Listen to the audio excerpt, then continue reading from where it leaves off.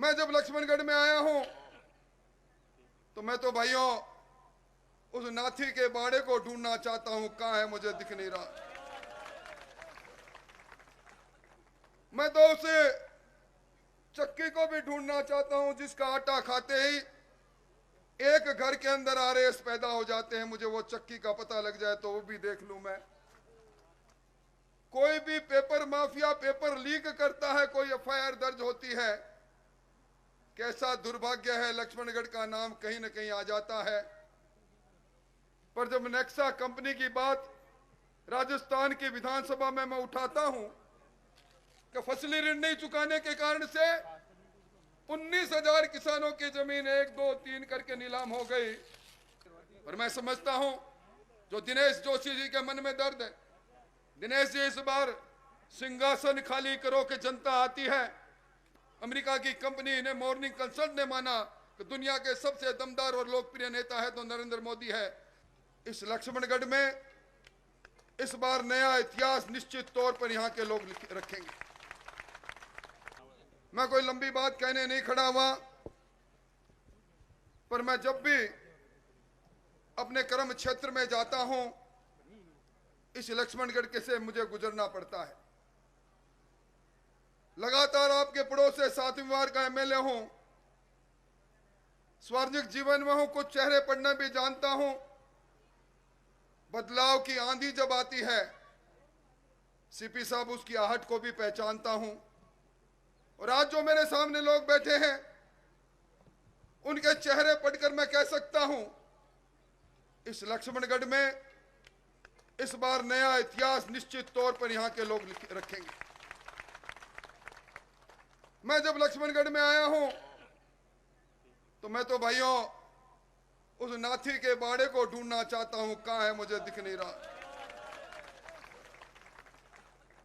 मैं तो उस चक्की को भी ढूंढना चाहता हूं जिसका आटा खाते ही एक घर के अंदर आरएस पैदा हो जाते हैं। मुझे वो चक्की का पता लग जाए तो वो भी देख लूं मैं।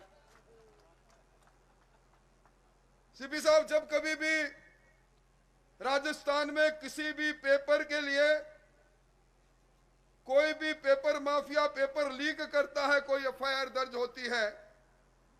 कैसा दुर्भाग्य है, लक्ष्मणगढ़ का नाम कहीं न कहीं आ जाता है। यहां के एमएलए साहब और यहां के प्रदेश अध्यक्ष जी कई बातों पर चर्चा करते हैं, पर जब नेक्सा कंपनी की बात राजस्थान की विधानसभा में मैं उठाता हूं और उनसे पूछता हूं ये पल्लावा गांव के वो लोग कौन है जिन्होंने यहां के सैनिकों के अरमानों को लूटा, उनकी गाड़ी कमाई को लूटा। इसलिए भाइयों कहते हैं कि घमंड रावण का भी नहीं चला था। जब विभीषण उनके पास गए थे और उनको कहा था आप ज्ञानी हो, सोने की लंका के मालिक हो, भगवान शंकर के कृपा आप पर है, पर अनीति का रास्ता, घमंड का रास्ता, अहंकार का रास्ता छोड़ दो। सीता माता को भगवान राम के पास भेजकर उनके शरणागत हो जाओ। घमंडी रावण विभीषण को लात मारकर कहता है मेरी ताकत को नहीं पहचानते। और उसके बाद हमने सब जानते हैं कि रावण को भी मरना पड़ा था। यह घमंडी अहंकार, ये लोकतंत्र की परिभाषा नहीं। और मैं तो इस अवसर पर एक ही बात कहूंगा, आपने दोनों शासन को देखा। एक शासन नरेंद्र मोदी जी का शासन, दुनिया के सबसे लोकप्रिय नेता का शासन, हमारे आराध्य देव भगवान राम का मंदिर बनता है। और दूसरे शासन में हम सब सौ लोग सालासर जाते हैं, सालासर के मुख्य द्वार पर हमारा राम दरबार को तोड़ा जाता है।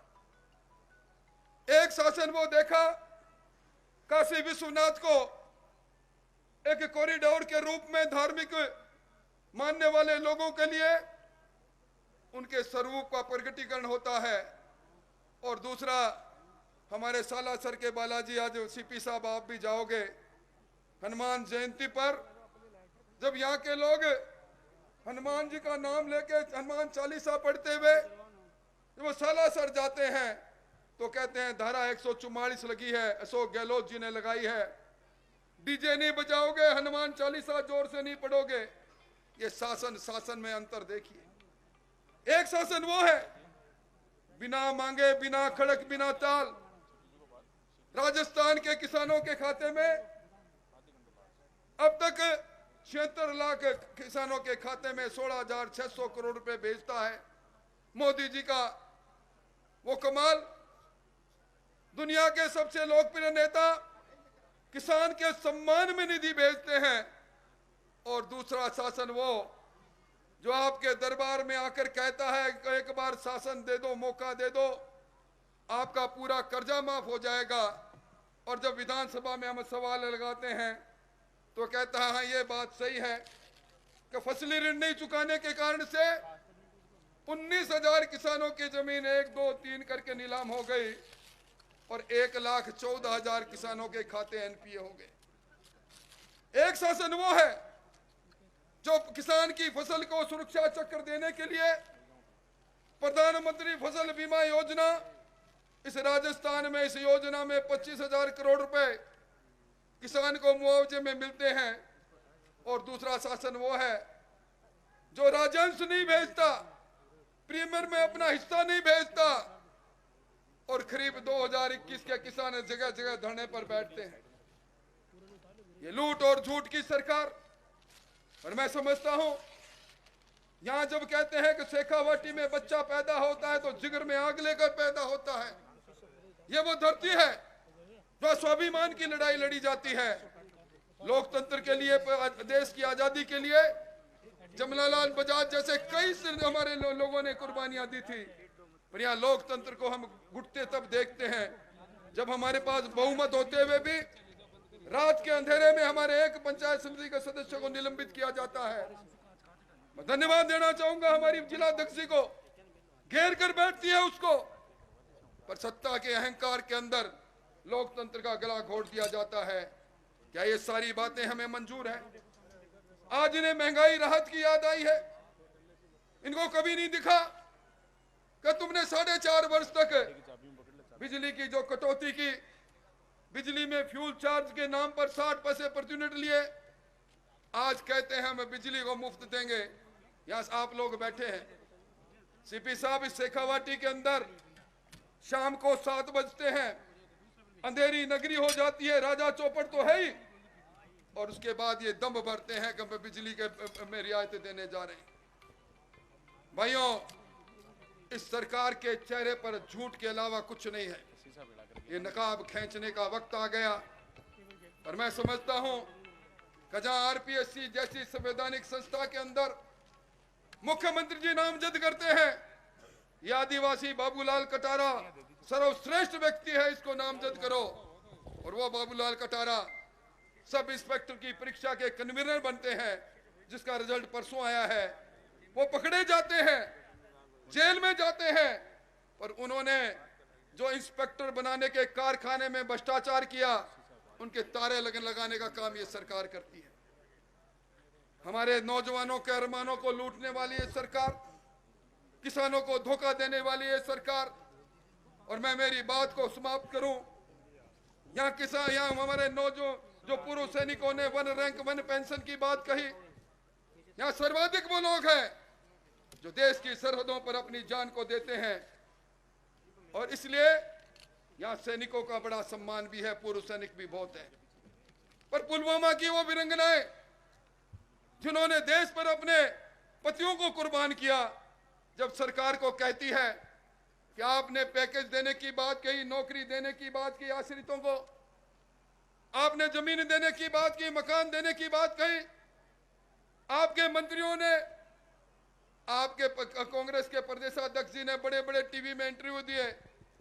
आज 9 महीने बाद हम सरकार से पूछने आए हमारी वो पैकेज का क्या होगा, और जब कोई सुनवाई नहीं होती, डॉक्टर किरोड़ीलाल मीणा के साथ वो राज्यपाल के पास जाती है, चोटी पकड़कर घसीटा जाता है, वीरांगनाओं को पीटा जाता है। लानती सरकार, ये वही सरकार है जो विधानसभा में हम सवाल खड़ा करते हैं।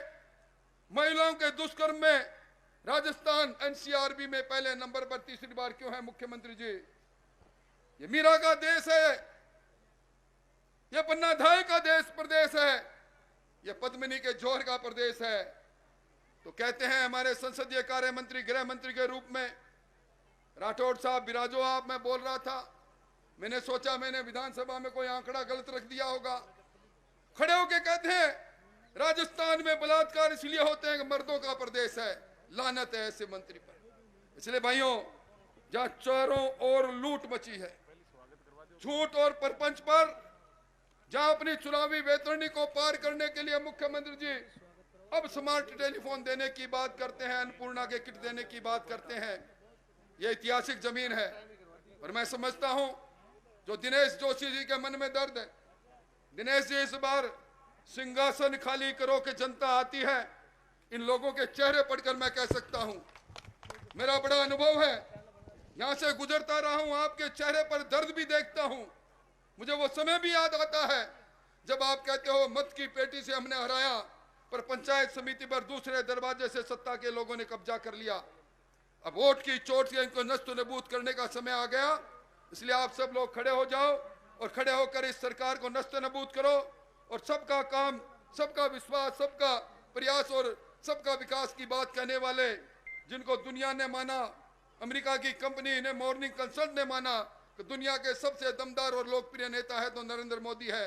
नरेंद्र मोदी जी के हाथ मजबूत करने के लिए, डबल इंजन की सरकार बनाने के लिए हमें कोशिश करनी चाहिए। बहुत बहुत धन्यवाद।